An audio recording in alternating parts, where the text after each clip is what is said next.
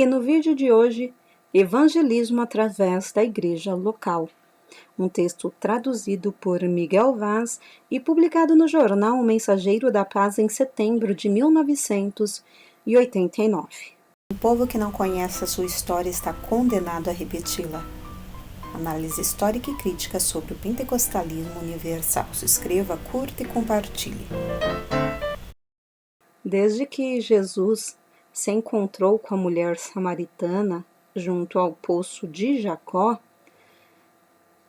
e Filipe viajou ao lado do etíope na sua carruagem, o evangelismo pessoal passou a ser um processo bíblico apreciável. E o evangelismo de massa foi o fato de Jesus pregar às multidões da Galileia e Paulo aos gentios nas praças da cidade de Listra. Mas o evangelismo da igreja local pode reivindicar a posição efetiva de melhor maneira de alcançar os inconversos. Tessalônica é um excelente exemplo. Porque nosso evangelho não foi a voz somente em palavra, mas também em poder e no Espírito Santo e em muita certeza, como bem sabeis quais fomos entre vós, por amor de vós. E vós fostes feitos nossos imitadores e do Senhor, recebendo a palavra em muita tribulação, com gozo no Espírito Santo, de maneira que fostes exemplos para todos os fiéis da Macedônia e Acaia. Porque por vós soou a palavra do Senhor não somente na Macedônia e Acaia, mas também em todos os lugares a vossa fé para com Deus se espalhou de tal maneira que já dela não precisamos falar coisa alguma. Porque eles mesmos anunciam de nós a entrada que tivemos para convosco, e como dos ídolos vos convertestes a Deus para servirdes ao Deus vivo e verdadeiro, e esperar dos céus a seu Filho, a quem ressuscitou dos mortos, a saber, Jesus, que nos livra da ira futura. Aqui o apóstolo situa o progresso do Evangelho em 3 estágios. Primeiro estágio: nosso Evangelho veio para vós. É claro que o Evangelho não surgiu em Tessalônica, né? Ele foi levado por Paulo, Silas e Timóteo durante a segunda viagem missionária. Lucas aborda essa ocorrência no princípio de Atos 17, e Paulo descreve aqui sua pregação do Evangelho. O Evangelho veio em palavras, mas não somente em palavras, mas é claro que veio pela palavra. Não precisamos fazer coro com os que desprezam o poder da palavra. A significação das palavras não perdem o seu valor no evangelismo, porque o evangelho tem o seu conteúdo específico. Ele deve, por isso, ser articulado, verbalizado. Em alguns casos, ele pode também ser dramatizado, porque as imagens são, por vezes, mais impressivas do que as palavras. O evangelho veio também em poder. As palavras em si mesmo são fracas e ineficazes. As pessoas não estão sempre ao seu alcance. Às vezes, não lhes pode dar atenção. Nem sempre elas lhe causam impacto. Para que as palavras, ainda que na fraqueza da expressão humana causem efeito, precisam ser confirmadas com o poder divino. Por outra forma, elas não alcançarão a mente, a consciência e a vontade do ouvinte. Paulo pregou o Evangelho em muita certeza. Poder se refere ao resultado objetivo da pregação. Paulo estava certo da veracidade e relevância da sua mensagem. Esta convicção o tornava muito audacioso. Já não vemos tanta confiança e coragem na pregação atual. E no Espírito Santo deixamos esta expressão por último. E no Espírito Santo, porque ela nos parece dividir-se em 3. a verdade da palavra, a convicção com que pregamos e o poder de impacto, tudo vem do Espírito Santo. Verdade, convicção e poder são características indispensáveis à pregação autêntica, e todos eles emanam do ministério do Espírito Santo e são urgentemente necessários ao pregador atual. Segundo estágio, vós recebestes a palavra. Como Paulo deu uma interpretação de sua pregação da palavra, ele agora descreve a receptividade que ela recebeu dos Tessalonicenses.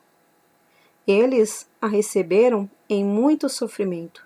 Havia considerável oposição ao Evangelho, àqueles que o anunciavam e àqueles que o ouviam.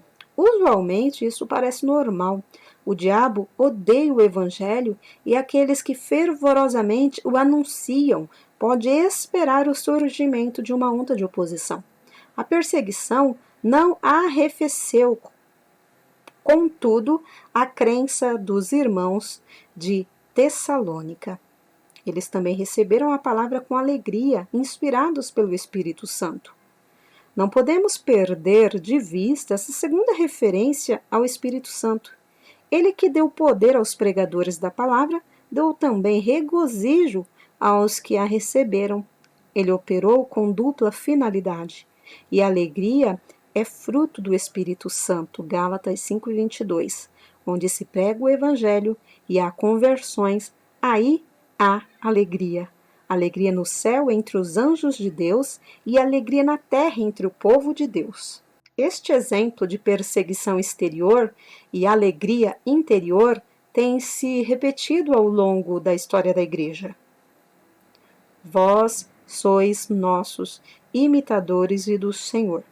Desse modo, os convertidos seguiam o ensino e o exemplo dos apóstolos e também de Cristo, de quem eram eles seguidores. Receber a palavra é mais do que uma aquiescência intelectual à verdade. Isto envolve completa transformação de atitudes através de uma submissão a Cristo e à doutrina dos apóstolos. Vós fostes exemplo para todos os crentes. Como disse o Dr. Leon Morris, os imitadores foram, por sua vez, imitados. Aqueles que seguiram o exemplo de Cristo e seus apóstolos tornaram-se por isso mesmo exemplo para os outros. É maravilhoso ver o efeito do Evangelho naqueles que o aceitam. Pode haver perseguição, mas haverá também alegria interior através do Espírito Santo, a imitação de Cristo e seus apóstolos pela transformação de vida e assim servir de exemplo para os demais. Se as pregações forem marcadas pela alegria, convicção e poder, os convertidos serão marcados pela alegria, coragem e obediência. Ninguém diga que o Evangelho está isento de consequências agradáveis. Terceiro estágio. A palavra do Senhor soou para vós.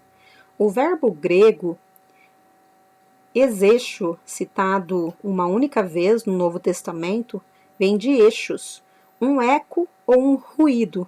Segundo Kittel, ele significa som, repicar de sinos, estrondo. Ele aparece como sino, cífara, trombeta e outros barulhos.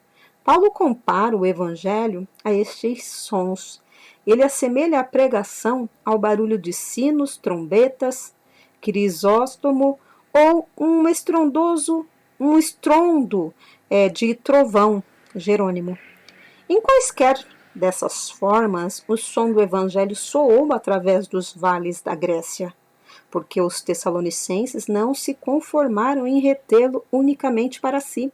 Desde que Tessalônica era uma cidade-estado, situado junto à grande vila Egnátia e um porto marítimo com fácil acesso para a Ásia através do Mar Egeu, justifica-se que o Evangelho tenha atingido terras tão distantes.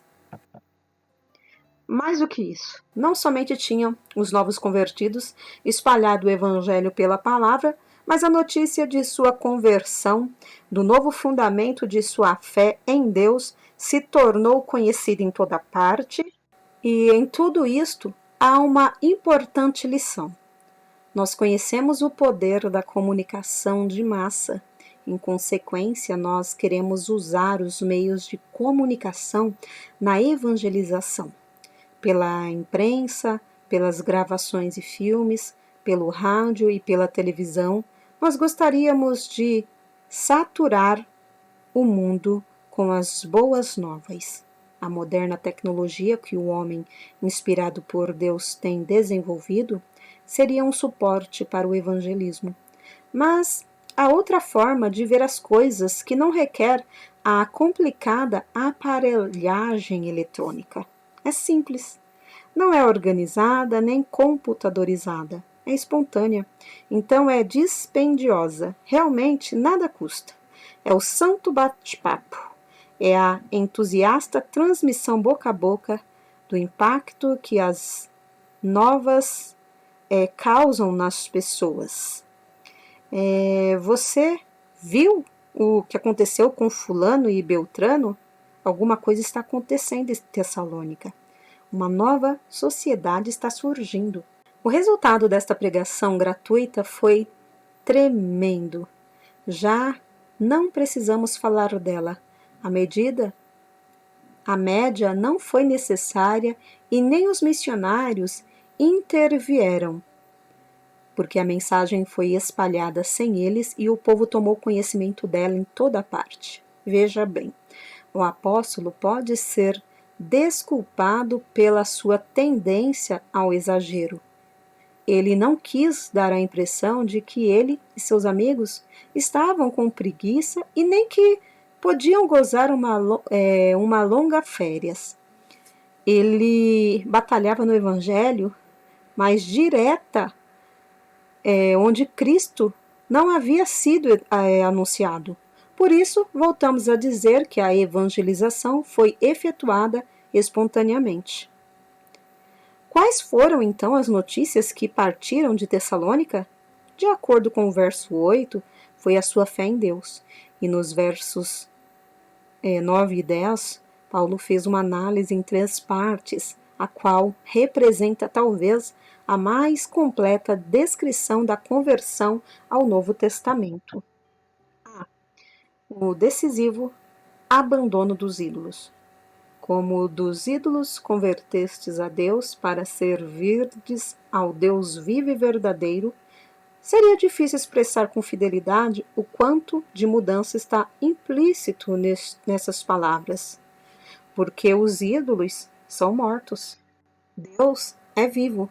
Os ídolos são falsos. Deus é verdadeiro. Os ídolos são muitos. Deus é único. Os ídolos são visíveis e tangíveis. Deus não pode ser visto nem tocado. Os ídolos são fabricados por mãos humanas, enquanto Deus é criador do universo e da humanidade. Os missionários cristãos, nas áreas do animismo ou religiões tradicionais, sabem tudo sobre o poder dos ídolos e dos espíritos que se ocultam por detrás deles. Uma tribo de ídolos tradicionais exerce uma aparente influência sobre a mente, o coração e a vida do povo. Durante séculos, eles viveram no supersticioso pavor desses ídolos e em completa submissão a eles. As muitas tentativas para demovê-los daquele culto e abolir aqueles ídolos foram recebidas com espanto e medo de que aquele espírito viesse a vingar-se. E os ídolos mais sofisticados, isto é, substitutos de Deus no mundo ocidental, são igualmente tiranos. As pessoas são consumidas pela ambição de poder, riqueza e fama. Outros são obcecados pelo seu trabalho, viciados em comida, bebida, drogas e sexo. Em todos estes casos, há idolatria demandando uma libertação que só Deus pode dar. Então, em muitos casos, de repente e por completo, as pessoas chegam-se a Deus deixando os ídolos, os quais vinham dominando anteriormente as suas vidas. Os laços são quebrados e elas são libertas. Os entendidos chamam a isto um poderoso encontro no qual o poder do único Deus vivo é demonstrado. Os testemunhos se multiplicam e as notícias se espalham.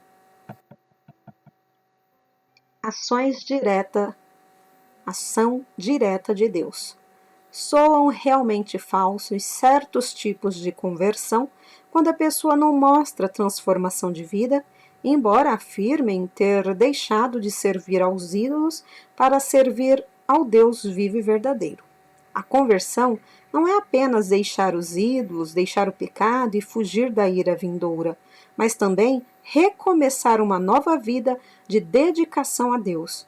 Alguém poderia dizer que seria trocar um tipo de servidão por outro, e nós diríamos que, mesmo que assim fosse, essa nova servidão se constituiria na verdadeira libertação. Traduzido por Miguel Vaz, Jornal Mensageiro da Paz, setembro de 1989.